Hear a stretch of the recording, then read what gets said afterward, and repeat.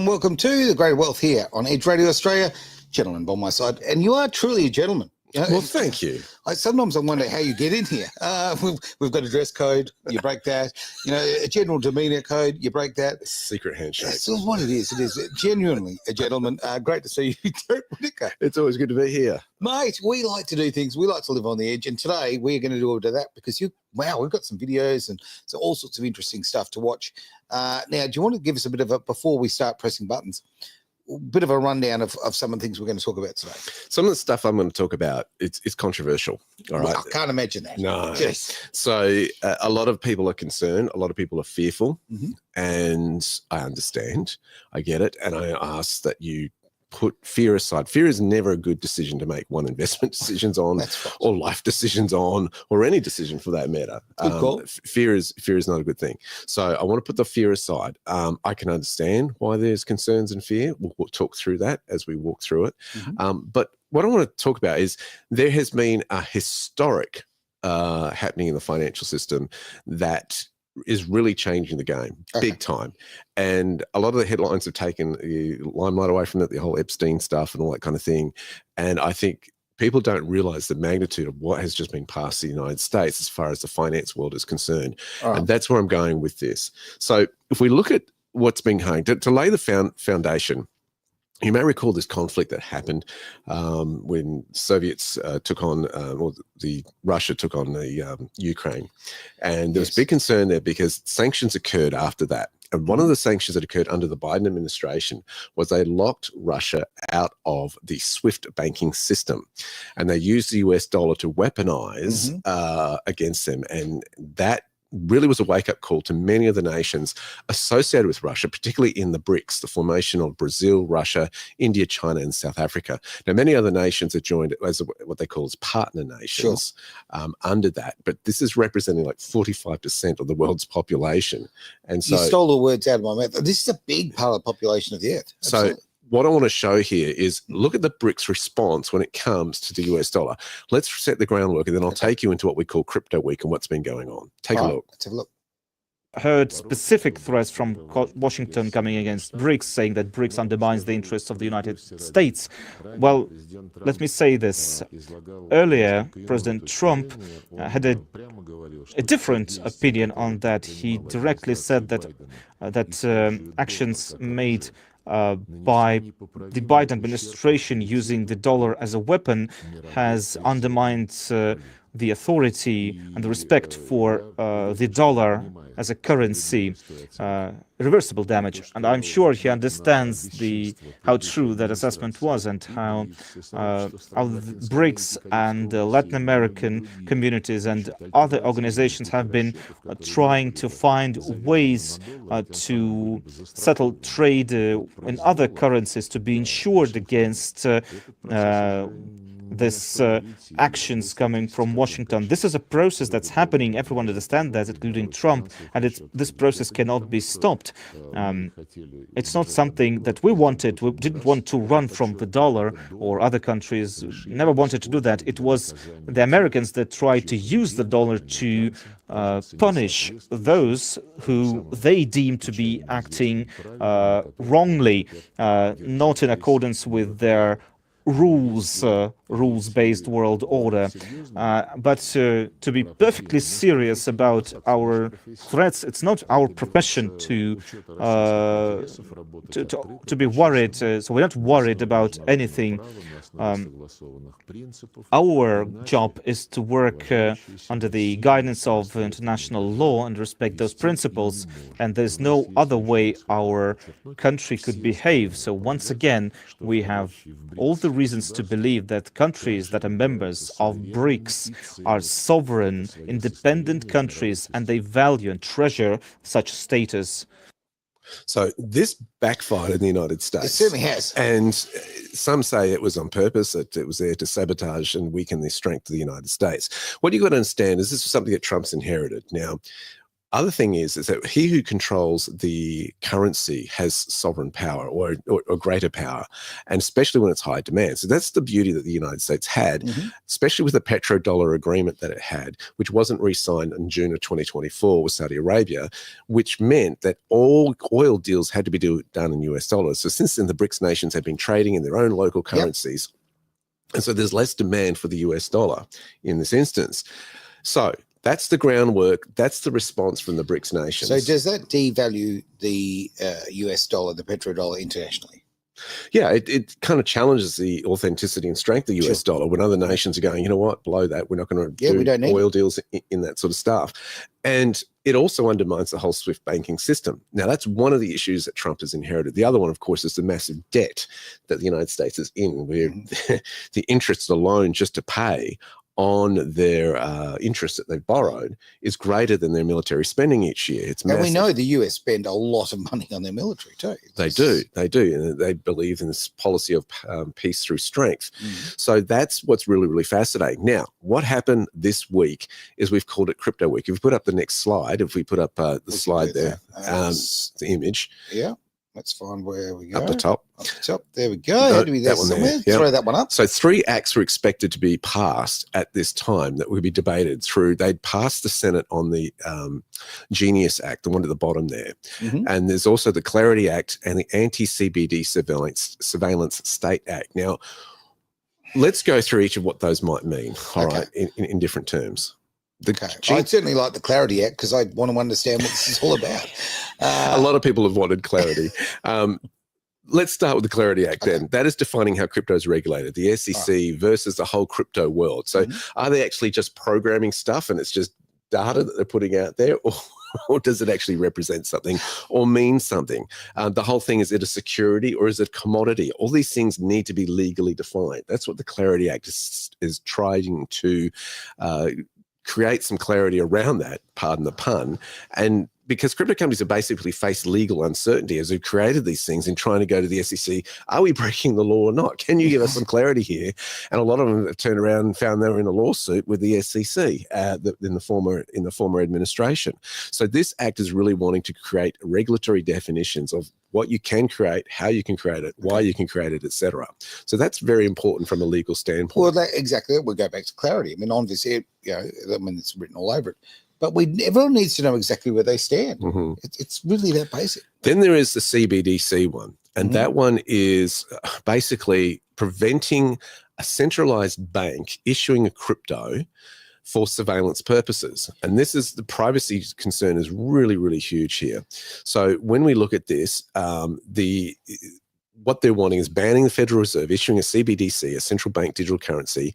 And why the big concern about that is that if a centralized bank has the right to produce a CBDC, it can expire. It's just as easily as they put it in a wallet, they can take it out. Right. Right. Secondly, if it expires, it means you can't have any savings, right?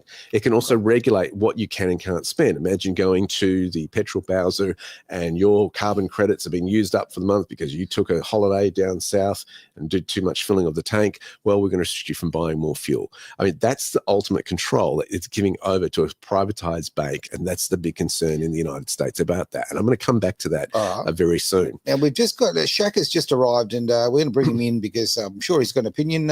Welcome to the chat there, Shaq. Me having an opinion, no chance. And we would say I just arrived. I was here 5 minutes before you started, looking at you guys blankly looking off into the distance. Is that why my phone's been buzzing every 3 minutes? Okay, there we go. Yeah. But we'll miss rather all the friendliness here. We'll get straight into it because we've already stolen 5 minutes of your time. So no, that's exactly right. I do want to come in and talk about the control the government wants to have, but I'll let you. I'll not let you, but Derek, keep going, and we'll come back to it because obviously I have a few choice things to say about government control. We've got a lot to cover on this. So we've gone through the Clarity Act. We've gone through the Anti-CBDC Act. And now the big one that has actually passed, those two haven't passed yet, the ones I've just mentioned. Okay. We've got the Genius Act, which is a stable coin regulation. So that is very focused on stable coins. So there's like 3 different cryptocurrency coins. There is stable coins, which are allowing you to, it's backed by 1-to-1. So you can have like a US dollar. And so that coin represents $1. Sure. Or you could do that with gold or any other kind of asset. Yeah, but it's backed. Correct. The other ones are utility coins, Mhm. which means they have a real world function. Okay. And then you got meme coins, which are kind of like, just for fun, a collector's item, kind of like your Trump and Melania coins. Yeah, okay. That's what they are. All All right. They're just novelty stuff. And they say they have no financial backing or operation. It's Pokemons. Right. So those things have been debated between the House of Representatives and the Senate this week. Okay. And the President of the United States put into act the Genius Act. Now, we'll have a good look at what he was doing and why he did this. Have a look at this next clip here. Strength of America. This is going to make it stronger, and congratulations on this incredible achievement. You've made our dollar look really good and strong and powerful. It's good for the dollar and it's good for the country. And that's why I backed you at an early stage. And I also did it for the votes, because you did come out and vote. I will tell you. So that's there. Now have a look at this next clip. Finally, this is it actually coming into existence. This one? Yep, just for the historical record.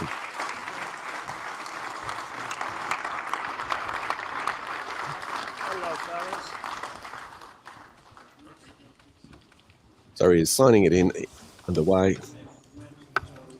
These journos didn't have the best angle in the room, unfortunately.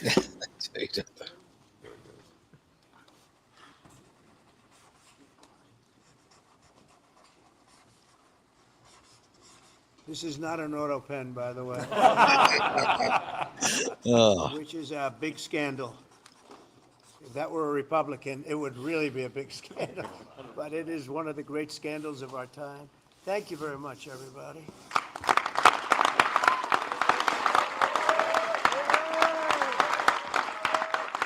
So signing this, signing this act is massive. It's huge, because what it means is that now we are recognizing cryptocurrencies, we are recognizing stable coins, and it's not just under the control of a banking corporation, it's also recognizing that crypto companies, tech companies, can produce a currency of some description. Right. Well, and okay, so the United States pretty much has said before that they are the only ones who can actually make a currency in that country, right? No, it's all been down to the Federal Reserve. Okay. All right. Okay. So it's not a governmental thing. All right. I'll just bring Shaq back. Well, it's in relation to the government. If the government wants currency, it sells bonds, which are IOUs. Yep. The central bank, the Federal Reserve buys that, goes to the printing press, produces however many dollars they want in exchange for those bonds. And they distribute it through the retail banks. Okay. So you get your fresh notes through the retail banks that way. And that distribution method is now coming under challenge because they're going recognizing, hey, a tech company can produce a stable coin. That's right. This is huge. That's exactly right. Shaq, your thoughts there? Well, before the creation of the Fed and before greenbacks came about, individual banks around the United States used to create their own paper currency. And there were some issues with counterfeiting and things like that, but basically there was a lot of trust put into the issuers of those currencies, and if you didn't trust a particular bank or a particular note, well, you wouldn't accept it. Now I get it that having legal tender gives you some sense of security, but hey, I think this is probably one of the good things about crypto is that you can trust other things. And just to get away from stablecoins for a minute, you can certainly see gold-backed cryptos, and there's several of them. There's not just one. There's many of them, and I think that would probably be the future. I think that what Trump's doing is reasonably good, but I am a little bit apprehensive about the government getting involved in something that was originally kind of libertarian dream. You had a payment system and a store of value and a way to transfer money without government control. Oh, that's right. I mean, that's the great independent, that's great freedom-based thing about crypto, isn't it? It's exactly that. It's not controlled by the reserve or any particular government. What's extraordinary here is you have crypto companies like Tether backing their stablecoin USDT with $8 billion in gold in a Swiss vault. So what we're seeing is that some of the largest gold holdings are now going to crypto organizations. Wow. And it's expected that, stablecoins could be a massive holder of US Treasury notes now as well, because it's going to have to be pegged to something. You just can't create some thin digital program Sure. and it's not backed by anything. They're saying, hey, it's got to represent something. Now, this is massive because, of course, the US dollar was depegged back in 1972 by the Nixon administration. That's right, yep. It no longer was pegged to gold. Now there's a change, a move back to actually saying it has to be represented by something. Okay, I'm not a great scholar of the history of money before 1971, 72. So, because the law it basically happened in 71, and it was actually put into legislation in 72. Is that correct? It was up to that time, Yeah. backed by gold, Okay, yeah. the US dollar, and then it was depegged. So, okay, did they have far less inflation back before? Has that changed? Well, pattern? certainly. One of the things we've seen is that the buying power of the dollar is massively decreased to what it originally was. Sure. Now it's like something 10 cents of what it used to buy previously. Of course, over the last 50 odd years. Yeah, that's right, as they print more and print more. What I'm saying is, and I probably put it badly here, is okay. There has always been inflation. Okay, was inflation smaller before it was linked to the gold? Yeah, standard? because your dollar would actually represent something. But Yeah, okay. what we've seen, of course, under the Biden administration is so much printing going on during that term that the available cash that was out there in the economy was extraordinary compared to historical printing press runs that they used to do. And it was like, let's print our way. To be fair, it's not just Biden. To be fair, Republicans in power have done that as well. I mean, it's been a mess over the last 40 or 50 years since they got off the gold standard. And quite frankly, I don't want to be too harsh on the United States, but I don't know why the world doesn't consider that to be a default. Right? President Nixon just unilaterally went, I'm suspending the redeemability of our currency into gold. And something that's happened recently is that Germany and somebody else in Europe have talked, Italy, I think, have talked about repatriating their gold back to their own countries. And I don't think that that's actually, an attack on Trump. I think it's a matter of sovereignty that, if you've got gold, your country should hold it yourself. I mean, look, I love New Zealand, but, I don't want Australia's gold supply to be in a vault in New Zealand.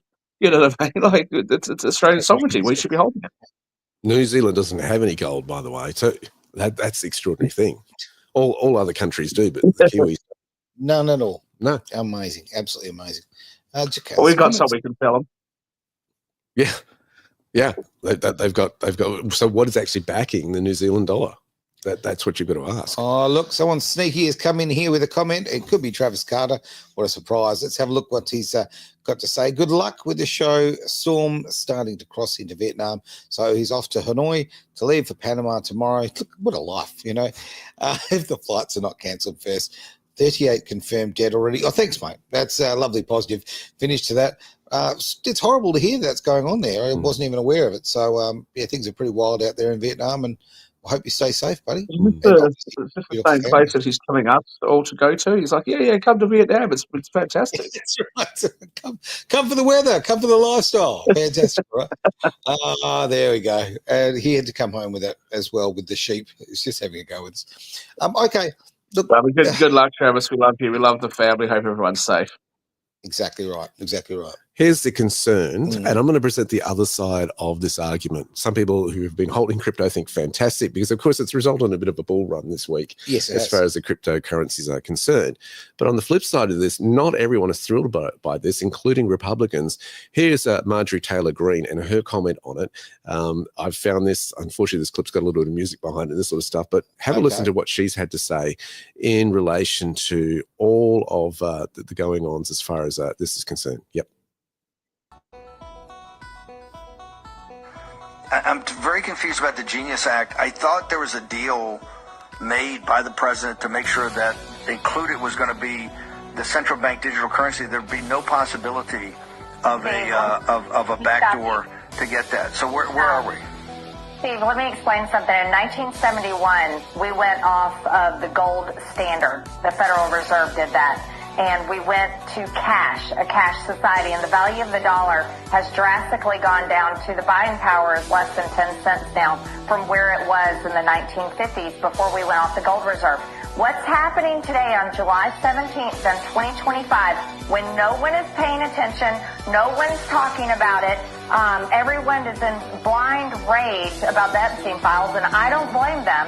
However, right now, what is being voted on today in Congress is the entire setup, groundwork, and entire infrastructure being laid to move from cash to digital currency. And the number one thing that is not happening today is a ban on a central bank digital currency. This means the ability for the government to take control of your digital bank account where all your money is and turn it off. And this is why I'm so upset and it's not being talked about. Steve, I was the only no vote on the rule last night. And Congress set a record last night, and no one's talking about that either. This was the longest vote held open for a rule in history. And it finally shut down sometime around midnight because there was a deal made, and the deal will not be honored. It was a deal that Speaker Johnson made, and he said that he would put a ban on central bank digital currency in the NDAA. But let me tell you something. That's going to get stripped out in the Senate because what they told us all week long is the Senate does not have the votes to pass a ban on a central bank digital currency. So I want to lay this out straight for you all. You never thought in your lifetime that the government would shut you down, would close your churches, would close your schools, would close your business. And that happened only a few years ago. But what is happening today is the groundwork is being laid, and it's all in the name of cryptocurrency and stablecoin. But it is the entire regulatory process to switch us from cash to a cashless society to digital currency that can be controlled by the federal government. And there will be no ban on a central bank digital currency. There will be no way to protect your ability to fully control your digital currency in the future. And I'm voting no to this today. I don't know if there'll be any other no votes on the Republican side, but I'm voting no to this because I'm a Christian and I've read the Bible and I believe what Revelations 13, 16 through 17 says. And I just cannot vote for a future system that will do that. But that's okay, hang on. But I thought at one time you had a dozen or maybe 25. You had the House Freedom Caucus plus others that are saying, hey, we don't support any possibility of having a central bank digital currency. A lot more are concerned about things in the Genius Act overall, but they're prepared to, say, we'll let that go forward. But they're adamant about the central bank digital currency. Where are all the other dozen, 20, 24 people that were with you? They remain concerned. Don't get me wrong. My colleagues remain. I'm not in the Freedom Caucus, so I'm going to lay that out right there. My colleagues remain concerned about a central bank digital currency. As a matter of fact, that was expressed as a concern by Republicans in every meeting that I was in. But yet there was no massive effort on a large scale to stop a central bank digital currency. It's just this. They were saying, we've got to deliver. The president wants this passed. We didn't even know about the Genius Act until Monday, but they're saying we have to have this passed. He wants a signing ceremony on Friday. He wants this done. And they're willing to push it forward without guaranteeing and passing on the front end. My demand is let's do this on the front end. Let's stop the central bank digital currency first, and then let's pass this stuff. But no one is willing to do that. They were willing to make deals that I don't believe will hold because we were told all week, Steve, by everyone that a ban on CBDC, central bank digital currency, will not pass in the Senate. There are not 60 votes for that. So by Johnson putting it in the NDAA and saying this is our effort to get it to pass, it doesn't mean that it's going to pass in the Senate. They're going to gut it out. We watched them do that with the BBB. They're going to do it with Clarity, the other Bitcoin, the market regulatory bill that will pass today. They do this all the time, and the House constantly gets jammed. And here's one thing that really makes me angry, Steve. This was a closed rule. Johnson did not allow us to make amendments to the Genius Act, to make an amendment to put a ban on CBDC in the Genius Act. We were told you don't have a right to amendments. You don't get to do your legislative process anymore. You just have to vote on it. And they forced it through, making what I think is a fake deal. And I wish the Freedom Caucus had held, but they didn't. They want to work and they want to pass the president's agenda, and I do too. But I'm not willing to go along with the pathway to a central bank digital currency in a cashless society where none of us can control our money. Because I don't trust the government, and no one else should trust the government. And just because this administration is committed to that doesn't mean that a future administration will not lock down our bank accounts if we are not doing and saying what they want us to do. We've already been there. That was the past 4 years. I don't want to ever go back to that, and I don't want that future for my children, Steve. And so I am upset today. I'm adamantly no to this, and I wish I had more Republicans standing with me. So a lot going on there. What I think is interesting is that she was expecting this to also be included in the Genius Act. Sure. I think the staging of it has been that this has come after, and I think that's probably what she's upset about. And she's arguing that it should have happened first before the Genius Act was going on. So it's How really partisan is this? How partisan is well, this? she's a Republican. Yeah, no, I realise that. Yeah. So, and they've got control of both houses. So, like, you know, this frightens me a little. Well, not a little bit, quite a lot. Okay. I think there is opportunity here. Okay. I think eventually, yes, okay, it is looking like the beast system, as they call it. And there are a lot of freedom fighters who are concerned about that. Very much so. Right. But I think there's a window of opportunity to get out of that beast system right now. And you've got to take an opportunity of this. Let me put it in perspective too, what's happening on Australia. Atlas 21 on July the 11th of this year put out an article that said the Australian Central Bank kicks off trials with CBDCs and stablecoins in the wholesale financial market. The Reserve Bank of Australia announced the launch of new experimental phase CBDCs, stablecoins, and bank deposit tokens to explore the potential of digital money in wholesale financial markets. It's called Project Acacia, a joint initiative between the RBA and the Digital Finance Cooperative Research Centre, launched in November this year. The goal is to understand how CBDCs and tokenization can improve efficiency within Australian financial markets. Now, they are testing 24 different use cases. 19 will involve real money, 5 proof of concept using 4 of the largest banks in Australia. 3 of the 4, Commonwealth Bank, ANZ, and Westpac are involved in this. And Commonwealth is working alongside JP Morgan. ANZ is leading the use case trial for tokenized trade debts, aiming to address working capital and cash flow challenges faced by suppliers. And ASIC is allowing them exemptions from certain regulations to enable testing of assets not currently covered by existing legislation. The trial phase set to last 6 months, with the results to be published in the first quarter of 2026. And the tests will cover these areas: diverse range of asset classes, including fixed income, private markets, trade credit, carbon credits, and new applications for bank accounts held with RBA. Now, if you look at this, there's one little quote in here that is a bit of a flag. Reducing risk in the repo market is one of the things that they're looking at as well, which means that somebody who's late on their payments, may have restrictions through a CBDC if they can't make their payments. That social credit system. That's a flag right there for me. Yeah, I agree. This is interesting now. No. Sorry, I have to jump in there. Sorry. No. That's not what they mean when they say the repo market. It's the only time. Look, everyone just said, you know, how I feel about the banks in the first place, but that's not what they mean with the repo markets. It's overnight collateralized debts between banks, not repo. They're repossessing your assets. Right, gotcha. Okay. They'll find a different way they will find a different way to screw you, but that's not what that specific bit meant. Okay.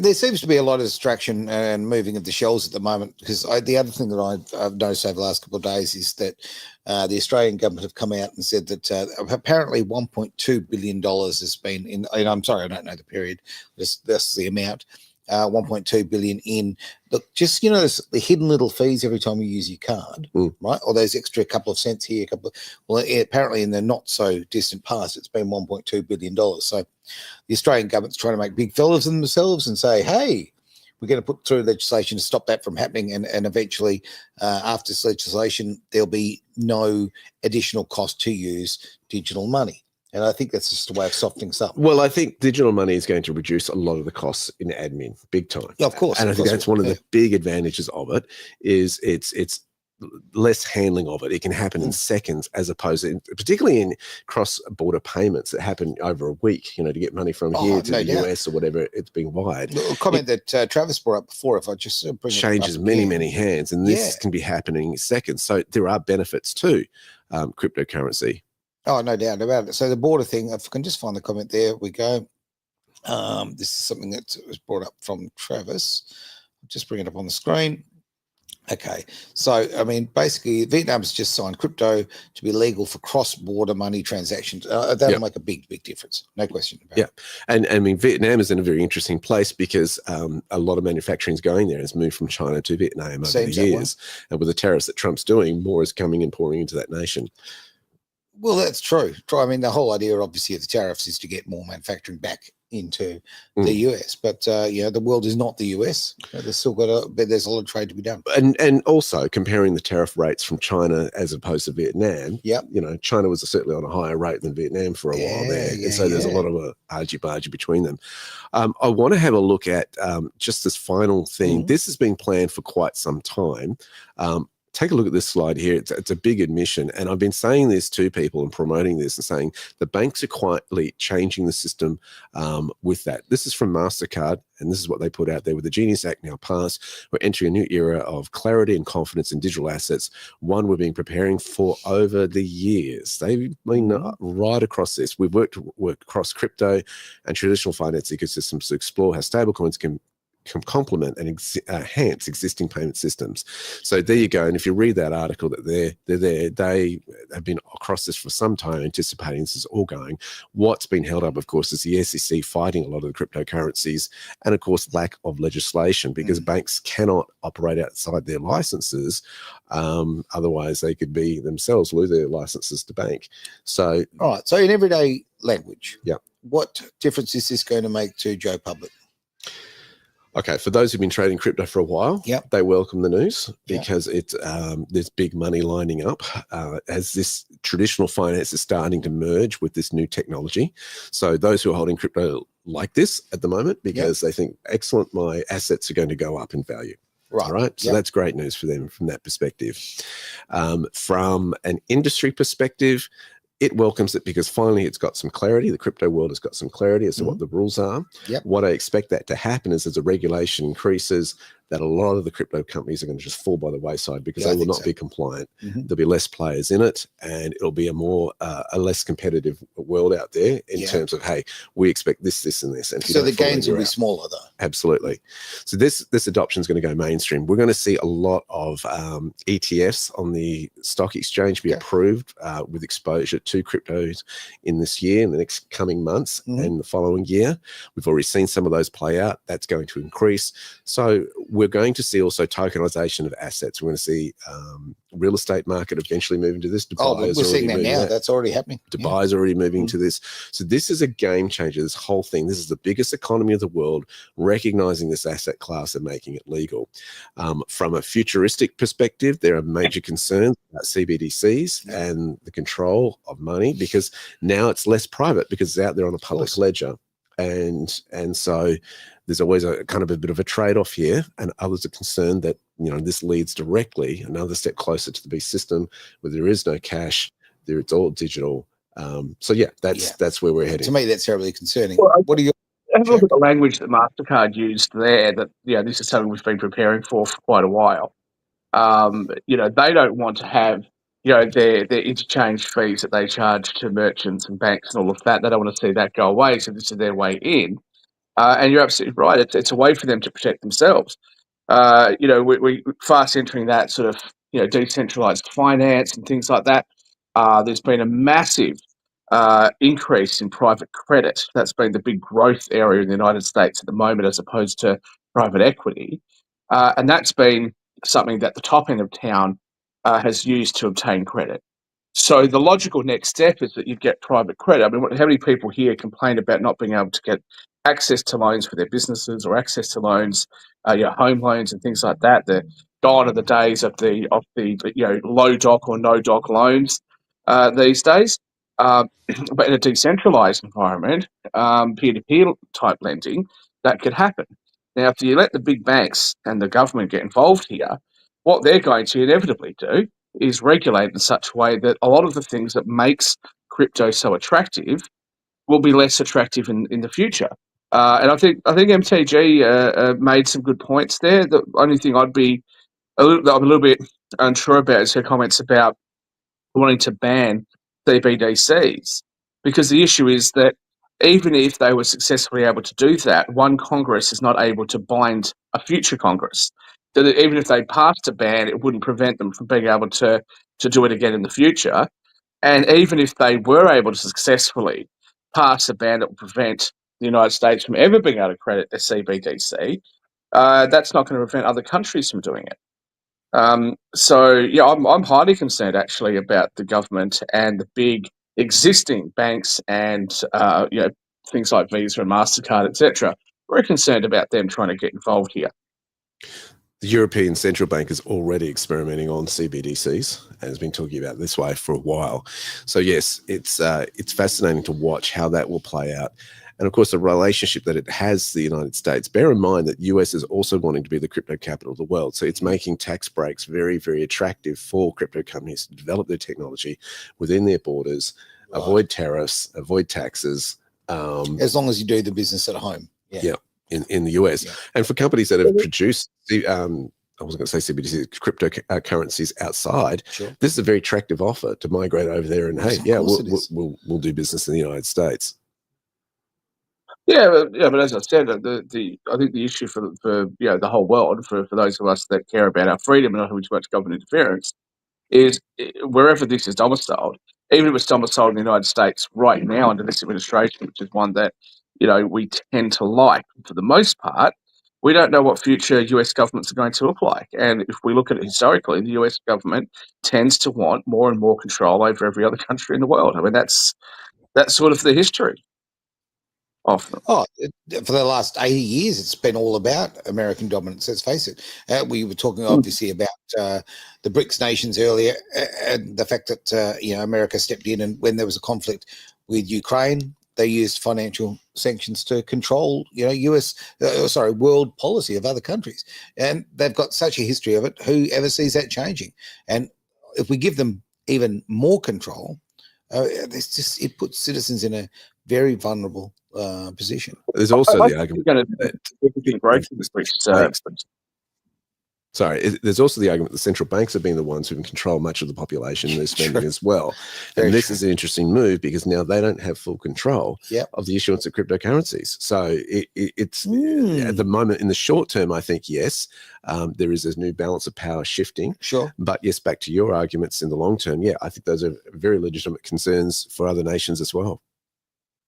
Well, and that's why I think that you'll see enormous growth with the BRICS, and not least of which is that you can't just sanction everybody all the time. 1/3 of the world's economy is currently under sanction, and that represents, from last time I checked, something like half the world's population. Well, what do you think they're going to do? Like, of course, they're going to look for alternatives, and so I think this is a real concern for them, and I think that the more libertarian viewpoint on things like the Fed and central banks for a long time now is that we should get rid of them. Now, I won't get into that argument as to whether they should or shouldn't exist, but certainly the idea that we can create money or money-like instruments without reference to a central bank, I think, is a very positive thing. It would be amazing to see the central banks and the gatekeepers of control there. It would I mean, it would be good to see it all fall over and a new system come into place. But let's face it, that would have a catastrophic effect on the world. I think you're going to see the old guard die off very quickly, and I've been saying that for a while. I know you have, and that's why I'm sort of circumspect about the way I say it, because I'm concerned. Like, I want that to happen, but at the same time, what sort of effect is it going to have on everyday people, on economies? So you're concerned about the door it opens once that occurs. Yeah, I see where you're coming.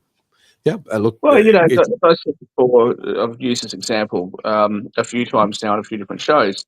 I was on holidays up in Coffs Harbour, and I ordered some alcohol from Uber Eats delivery.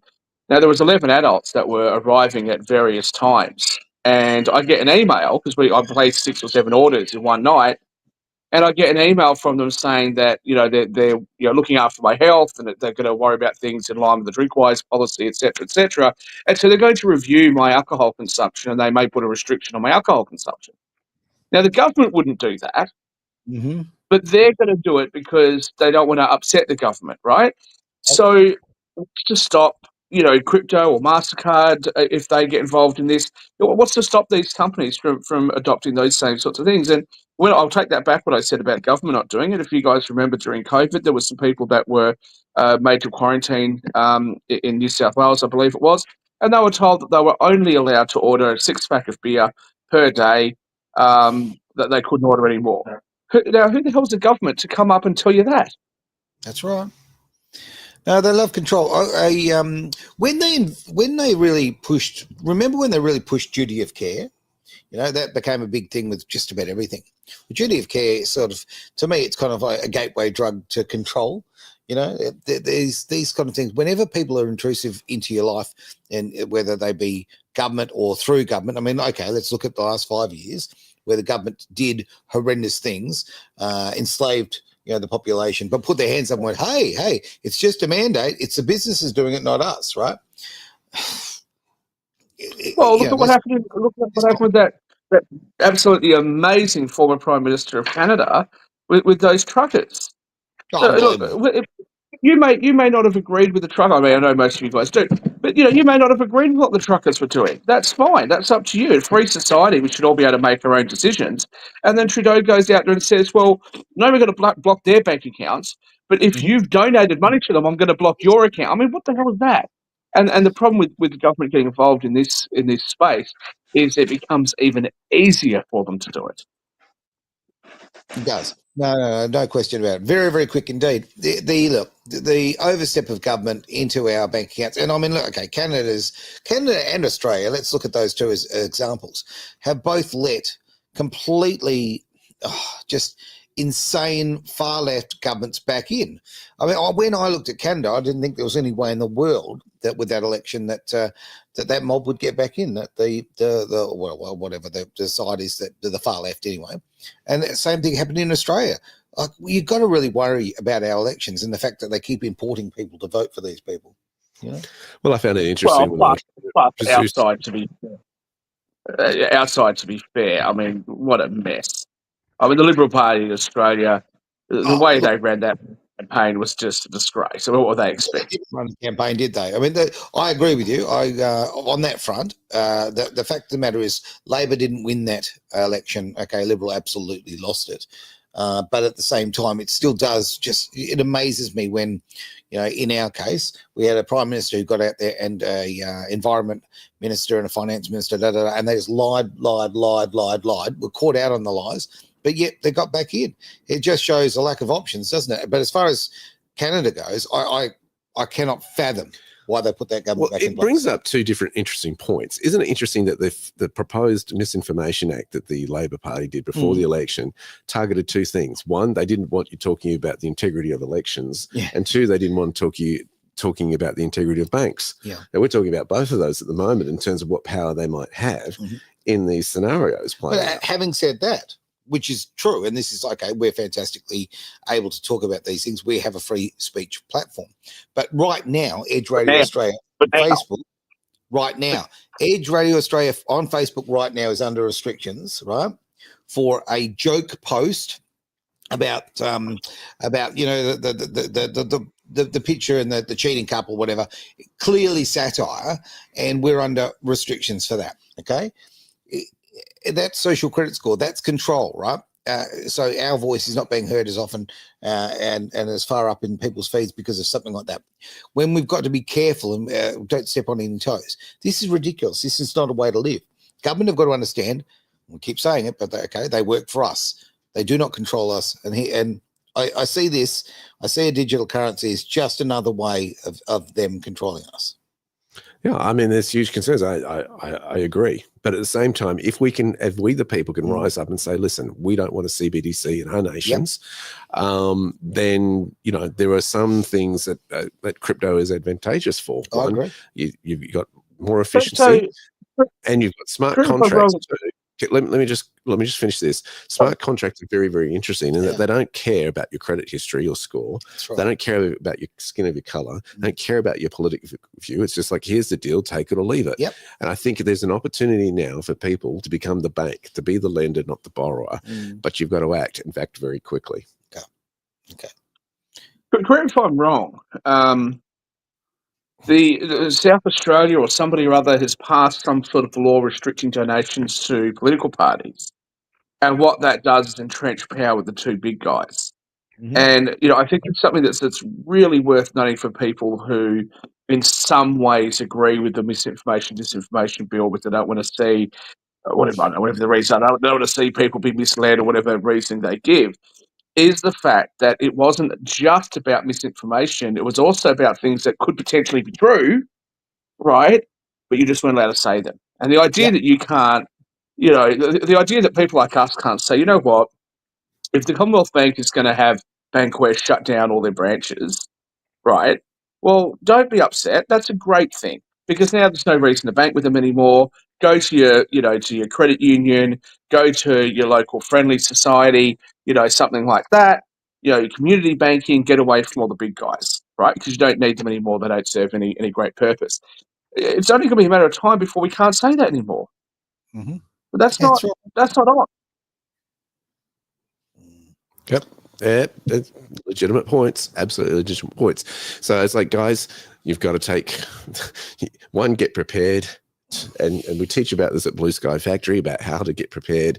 But secondly, you've got to take power and go, you got to put the pressure on the politicians. They do sweat. They do fear you. They do get nervous around people who are informed, actually have their facts and know what's going on.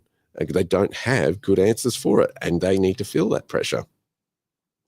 Because they work for you, not you work for them. Yeah, very, very true. Chuck just disappeared on us for a moment. But there we go. Got to love the old tech here doing its thing. No, well, gentlemen. No. If we wrap up, I just want to ask one quick question or just bring something up. So we've talked about this, Derek and I have talked about this a few times over the years. There was a time in US history where they actually not only banned the use of gold, but you weren't allowed to own it anymore. You had to hand your gold in.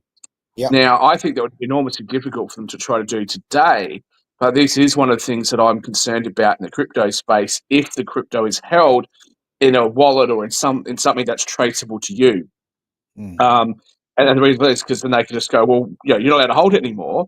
And you say, well, to hell with you, and they just take it. And so, I would want to make sure that I've got stuff which is anonymized so the government can't get their gritty hands on it. Yeah. Yeah.